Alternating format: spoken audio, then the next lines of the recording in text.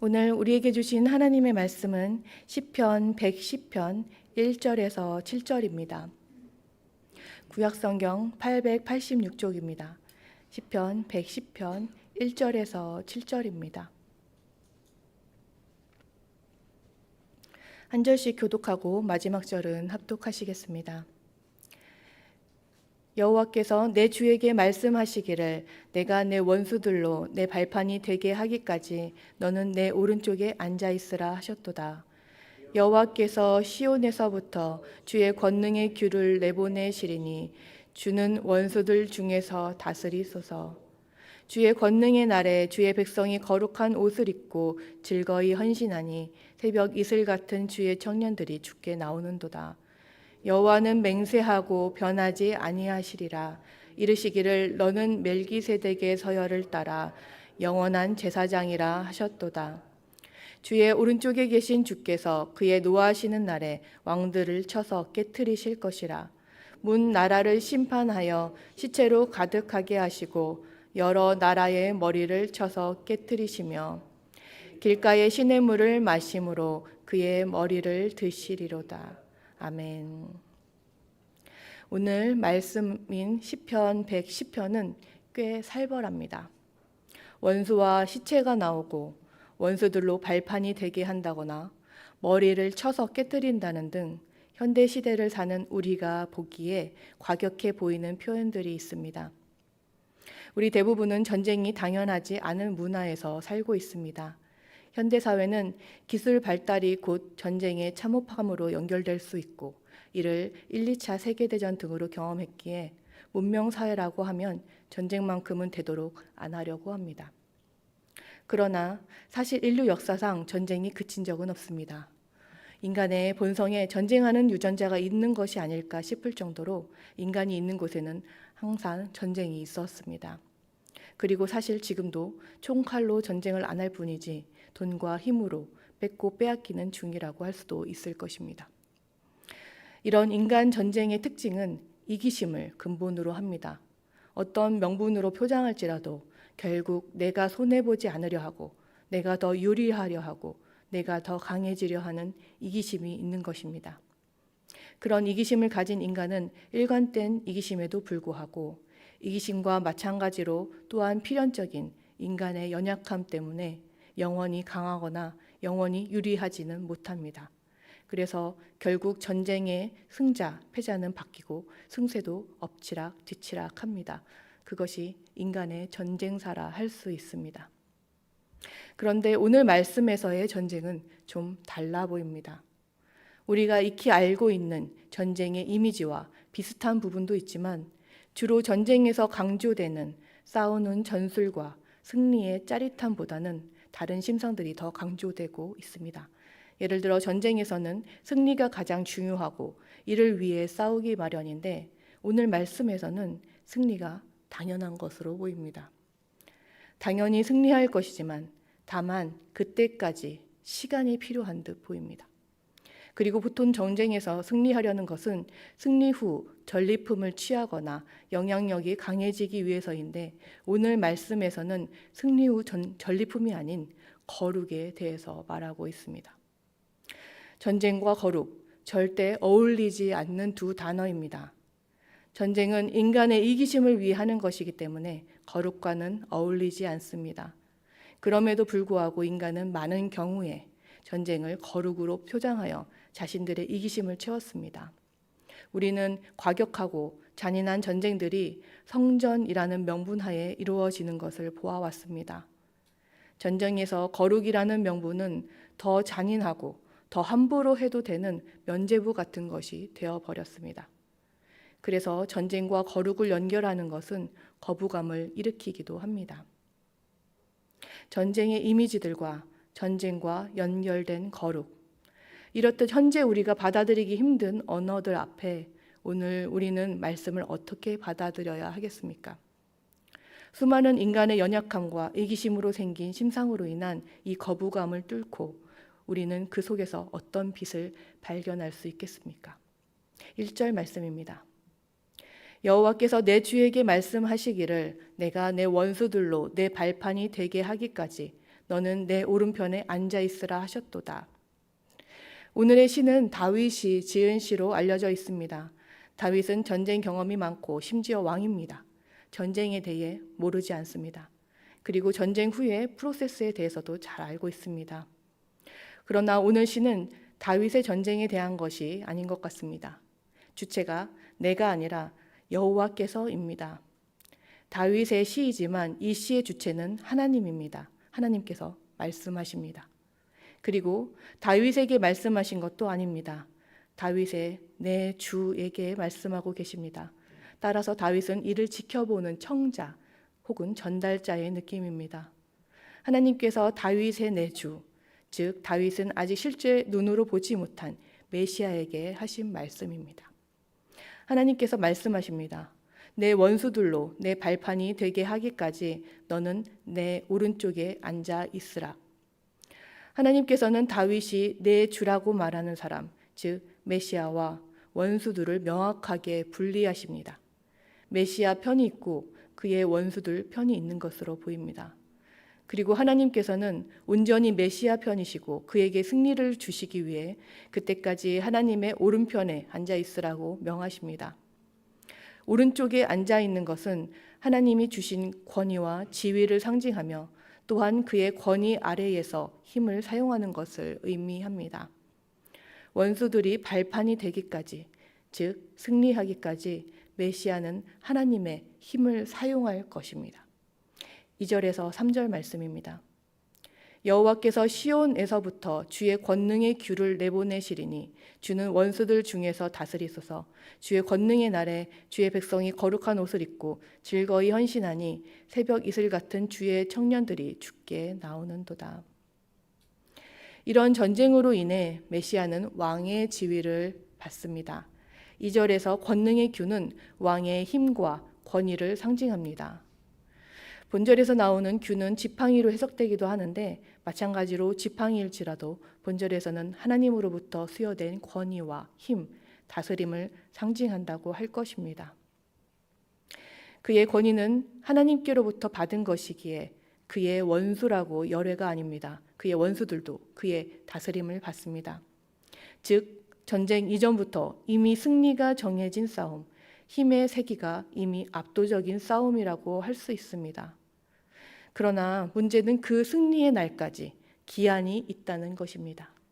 힘의 차이에도 불구하고 승리하는 날까지 전쟁은 계속됩니다. 원수들은 메시아의 다스림을 받고 결국 질 싸움인데도 결코 싸움을 먼저 멈추지 않습니다. 자신들이 더욱 깊은 구렁텅이로 들어가는 한이 있더라도 할 수 있는 한 끊임없이 괴롭힐 것입니다. 이것이 원수의 특징이며 지금 진행되고 있는 전쟁의 특징입니다. 우리는 지금 전쟁 중입니다. 그러나 그날은 예정되어 있습니다. 오늘 말씀에서는 전쟁의 묘사가 가득하지만 또한 시간에 대한 묘사도 많습니다. 1절에서의 내 발판이 되게 하기까지 뿐만 아니라 3절에서의 주의 권능의 날과 이후 볼 5절에서의 그의 노하시는 날이 그러합니다. 이 세 가지 날이 모두 정확한 시간은 아니더라도 뜻하는 의미는 비슷합니다. 즉 승리의 그날입니다. 이를 각기 다른 언어로 표현하고 있습니다. 특히 3절에서의 그날에는 다른 점이 있는데 행위하는 주체가 하나님이 아니라 주의 백성입니다. 다른 절에서 나오는 하나님과 메시아와 원수 외에 유일하게 나온 우리의 모습으로 그날의 주의 백성의 할 일이 예언되어 있습니다. 3절에서 주의 백성은 거룩한 옷을 입습니다. 거룩한 옷을 입는다는 것은 거룩을 위해 준비되어 있음을 보여줍니다. 격식 있는 자리에서는 그에 맞는 옷을 입는 것처럼 거룩을 위해서는 거룩한 옷을 입습니다. 옷을 입는다고 하여 단순히 거칠애를 말하는 것이 아닙니다. 거룩은 단순한 거칠애로 치장될 수 없습니다. 거룩 자체가 구별된 것이기에 거칠애만으로는 불가능한 무게가 있습니다. 거룩한 옷을 입기 위해서는 삶으로, 일생으로 준비되어야 합니다. 그렇게 주의 권능의 날에 주의 백성은 거룩하게 준비되어 즐겁게 헌신합니다. 헌신이라 하면 왠지 힘들고 억지로 하고 어렵게 하는 것 같은 이미지가 떠오르기도 합니다. 그러나 오늘 말씀에서 주의 백성은 헌신을 즐겁게 한다고 합니다. 즐거움이라 하면 저는 웨스트민스터 소요리 문답에서 첫 번째 문제가 떠오릅니다. 문제는 사람의 제일 되는 목적은 무엇인가? 라는 질문입니다. 그리고 이에 대한 답은 하나님을 영화롭게 하는 것과 영원토록 그를 즐거워하는 것입니다. 우리 인간의 의미는 하나님을 영화롭게 하며 헌신하고 하나님을 즐거워하기에 또한 헌신도 즐겁게 하는 것입니다. 그 안에 억지는 없습니다. 강압도 없습니다. 비굴도 없고 어쩔 수 없이도 없습니다. 하나님이 우리를 지으시며 기뻐하셨듯이 우리도 하나님으로 인해 기뻐하기를 하나님께서도 원하십니다. 그리고 그날 이 모든 기쁨이 회복될 것입니다. 그때까지 우리는 거룩으로 준비되어 있어야 합니다. 그리고 3절에서는 주의 백성과 비슷한 의미로 주의 청년들이 나옵니다. 청년이라 하여 나이대가 청년인 사람들만 부르신 것이 아닙니다. 하나님 앞에서 우리의 나이는 무의미합니다. 영혼을 다스리는 분께 우리의 나이가 20대이든 70대이든 그것이 무슨 의미가 있겠습니까? 다만 그날의 새 생명으로 영적 활력을 가지게 된 주의 성도들에 대한 비유일 뿐입니다. 우리는 모두 새벽 이슬 같은 주의 청년입니다. 이슬같이 메마른 땅에 생명이 되며 새벽 처음부터 일생을 주께 집중하는 이 땅을 풍성하게 하는 자들입니다. 우리는 지금 새벽 이슬 같은 청년입니까? 4절 말씀입니다. 여호와는 맹세하고 변하지 아니하시리라. 이르시기를 너는 멜기세덱의 서열을 따라 영원한 제사장이라 하셨도다. 오늘 말씀에서 나오는 다윗의 내주, 즉 메시아에게 부여된 이미지와 정체성은 두 가지입니다. 바로 왕과 제사장입니다. 이 시에 가득한 전쟁의 이미지와 왕의 강력한 다스림의 역할은 잘 어울립니다. 그래서 전쟁에서 승리하며 강력한 왕에 대한 표현이 곳곳에 있습니다. 그런데 전쟁에 대한 표현과 어울리지 않는 듯 하나 병행하는 거룩에 대한 요구에 대해서는 메시아의 제사장 역할과 부합합니다. 왕에 대한 표현만으로도 전쟁의 승리에 대한 시로서는 충분했을 것 같은데 왜 거룩을 요구하며 제사장의 역할까지 말씀하셨겠습니까? 이는 이 전쟁에 대한 목적이 승리하거나 원수들을 물리치는 데에만 의의가 있는 것이 아니기 때문입니다. 이 전쟁은 엎치락뒤치락하는 전쟁이 아니고 궁극적인 전쟁이며 결국 승리할 것입니다. 그리고 그 승리의 결과는 거룩입니다. 그래서 이 승리의 주역인 메시아의 역할이 왕이자 곧 제사장입니다. 어떻게 하면 더 잘 싸울지, 어떻게 하면 한 번이라도 더 이길 수 있을지, 원수들의 약점이 무엇인지 골몰하는 전쟁이 아니라 거룩과 즐거운 헌신에 초점이 맞춰진 전쟁인 것입니다. 여기까지 보면 이것이 무슨 전쟁인가 싶습니다. 원수들을 깨뜨리고 이기는 것이 전쟁인데 이 전쟁에서는 원수의 역할이 별로 없는 것 같습니다. 오히려 하나님의 관심은 전쟁을 위해 함께하고 있는 주의 백성에게 초점이 있는 것으로 보입니다. 마치 어차피 이길 거야. 그래서 내 관심은 원수에겐 없어. 다만 나와 함께하는 이 백성들, 이슬 같은 청년들이 내 관심이야 하시는 것 같습니다. 그렇다면 기왕 어차피 승리할 것, 바로 기다림 없이 곧 승리하면 얼마나 좋겠습니까? 그러나 우리에게 승리하기까지 시간이 주어졌습니다. 즉 지금은 전쟁 중이라는 것입니다. 승리를 이미 예정받은 메시아조차 최선을 다해서 하나님의 오른편에서 권능과 권위를 사용해야 하는 어려운 전쟁을 하는 중입니다. 다만 그 전쟁에서 우리의 싸움은 원수들을 난도질하는 것이 아닙니다. 이는 메시아께서 하실 것입니다. 우리는 거룩으로 준비되면 됩니다. 새벽 이슬같이 주님께 나아가면 됩니다. 이것이 바로 주의 전쟁, 거룩한 전쟁이 진행 중인 방법입니다. 그래서 이 전쟁은 마치 전쟁이 아닌 훈련 같습니다. 주의 백성을 거룩하게 준비하기 위한 훈련, 새벽 이슬 같은 청년들이 나오도록 하는 훈련. 이 전쟁에 대한 중심이 좀 보이십니까? 전쟁 중이라고 승리하기까지의 인생을 살벌하게 살라는 것이 아닙니다.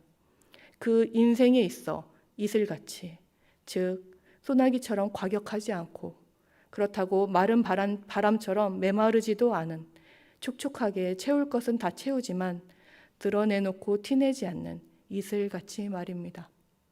우리는 필요만큼 촉촉하게 채우며 그 땅을 풍성하게 하는 이슬 같은 청년입니다. 5절에서 6절 말씀입니다. 주의 오른쪽에 계신 주께서 그의 노하시는 날에 왕들을 쳐서 깨뜨리실 것이라. 문 나라를 심판하여 시체로 가득하게 하시고 여러 나라의 머리를 쳐서 깨뜨리시며. 살벌하게 일하시는 분은 메시아, 우리 주님이 하십니다. 메시아는 그 노하시는 날에 왕들을 쳐서 깨뜨리십니다. 문 나라를 심판하시며 머리를 치십니다. 세상의 권세 잡은 자, 원수들에 대한 심판을 하십니다. 메시아의 대적, 사단은 그가 권세 잡은 세상과 함께 심판을 받을 것입니다. 왕들과 머리를 쳐서 깨뜨리시며 세상을 다스린다고 여겼던 머리들, 권세들을 무너뜨릴 것입니다. 세상을 좌지우지했던 영향력들은 헛된 것에 기대고 있었음이 드러날 것입니다. 이 심판에 자비는 없습니다. 메시아는 너무 오랫동안 기다리셨고 시간을 주셨습니다. 결국 이 심판은 예정된 것이며 궁극적인 것이기에 그날 이뤄지면 아무도 멈출 수 없고 적당히 할 수도 없을 것입니다. 7절 말씀입니다. 길가의 시냇물을 마심으로 그의 머리를 드시리로다. 길가의 시냇물을 마신다는 것은 승자의 여유를 표현합니다. 그러면서 쫓는 자의 열심도 표현합니다. 궁전에서 안락하게 물을 마시지 않습니다. 아직 길가입니다. 즉 전쟁 중이며 원수를 쫓고 있습니다. 승자이며 쫓는 자이지만 아직 끝나지 않았기에 문마름을 시냇물로 죽이며 열심을 내고 있습니다. 그리고 메시아는 그의 머리를 드십니다. 머리가 깨뜨려지는 원수들과 대조적으로 승자에 대한 표현입니다. 그러나 아직 메시아는 열심을 내십니다. 원수들을 쫓고 있습니다. 전쟁 중이기 때문입니다. 지금 우리는 전쟁 중입니다. 승리는 예정되어 있으나 그 사이를 살고 있습니다. 그러므로 우리는 주의 백성으로서 그 거룩한 의무를 감내해야 합니다. 그러나 그 거룩이 부담스럽거나 억지로 하는 것이 아니라 즐거이 하는 것입니다. 하나님께서 우리를 보시며 기뻐하듯이 우리도 하나님으로 인해 기쁘게 헌신합니다. 전쟁 중이지만 전쟁을 두려워하지 말 것은 우리의 왕이자 제사장이신 예수님께서 열심히 일하고 계십니다. 다만 우리는 전쟁 중임을 잊지 말고 회피하지 말아야 합니다. 때로 우리는 이 세상이 영적 전쟁 중임을 잘 잊습니다. 영적 전쟁이 아닌 세상 싸움에 눈이 팔려서 정작 우리의 정체성을 잊습니다. 우리의 정체성인 주의 백성이 아닌 세상에서 잘 나가는 사람이 되기 위해 치열하게 삽니다. 아니면 반대로 영적 전쟁을 내가 하려고 살벌하게 혹독하게 삽니다. 촉촉한 이슬이 아니라 마치 소나기처럼 다짜고짜 퍼붓기도 합니다. 예수님이 하실 일을 자꾸 우리가 하려 하며 예수님보다 앞서기도 합니다. 우리는 주의 백성입니다. 새벽 이슬 같은 청년입니다. 예수님이 앞서가시며 우리가 거룩한 옷을 입고 준비되는 데에 문제될 것이 무엇입니까? 문제라면 유일하게 우리가 거룩한 옷을 입는 데에 관심이 없는 것일 것입니다. 기도하시겠습니다. 하나님 아버지, 저희를 주의 백성으로 새벽 이슬 같은 청년으로 불러주셔서 감사드립니다. 그러나 우리는 아직 진행 중인 이 전쟁을 자주 잊고 세상의 싸움에 눈이 팔려 있습니다. 주님, 주께서 앞서가시는 이 전쟁에서 저희의 역할을 잊지 말고 오직 거룩한 옷을 입고 준비되게 하옵소서. 그리고 전쟁에 대해 두려움도 거두게 하옵소서. 주의 전쟁이며 주께서 승리하실 전쟁입니다. 이 전쟁에 참여하게 하시니 기쁨이 가득할 뿐입니다. 예수님의 이름으로 기도드립니다. 아멘.